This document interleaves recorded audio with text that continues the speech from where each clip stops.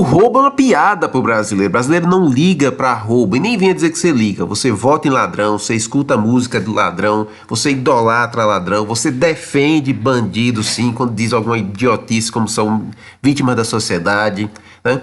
Aí você vai olhar uma porra dessa e vai dizer, mas é só brincadeira. Sim, e o dono daquilo ali? E o dono daquela barraca? Você sabe se o dono daquela barraca tem condições? Sabe que o dono daquela barraca ali pode estar falindo?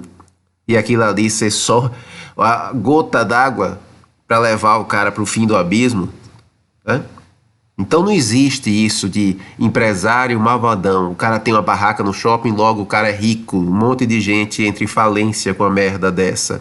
Esse vagabundo daí não vai ser nada na vida. Tá certo? Esse vagabundo daí não vai ser nada na vida.